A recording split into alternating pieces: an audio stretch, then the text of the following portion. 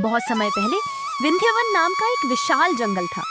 उस जंगल के बीचों बीच एक रहस्यमयी झील थी, जिसका पानी रात में चांद की रोशनी पड़ते ही सुनहरे रंग में चमकने लगता था।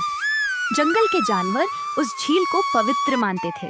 कहते थे कि उस झील की रक्षा एक दिव्य नागिन करती है, जिसके पास एक प्राचीन नागमणि थी। लेकिन जंगल के सबसे पुराने खंडहर में एक हरी चुड़ैल रहती थी।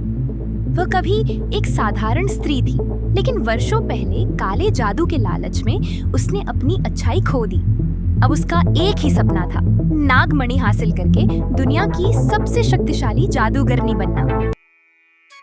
कल रात फिर जंगल से हरी रोशनी निकली थी। मैंने अपनी आंखों से देखा, पेड़ अपने आप हिल रहे थे। दादी, क्या सचमुच वहाँ नागिन रहती है? हाँ बेटा, लेकिन वह बुरी नहीं है। वह जंगल की रक्षक है।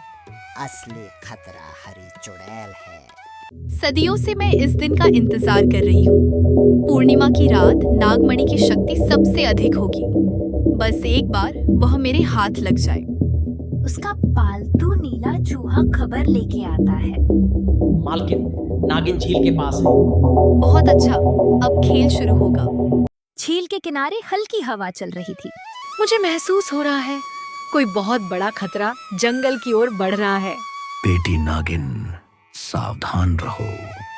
पूर्णिमा की रात तुम्हारी सबसे कठिन परीक्षा होगी।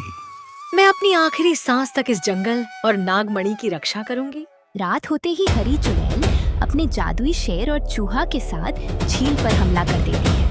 हाय ही, नागमणि मुझे सौंप दो। जब तक मैं जिंदा हूँ ऐसा कभी नहीं होगा। एक भयंकर युद्ध शुरू होता है। जादुई रोशनी से पूरा जंगल चमक उठता है।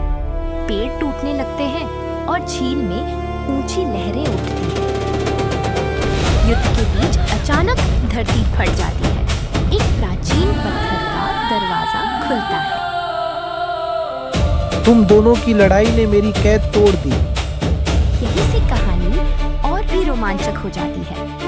दानव जंगल के जानवरों को अपने वश में कर लेता है, गांव पर हमला करता है और फिर नागिन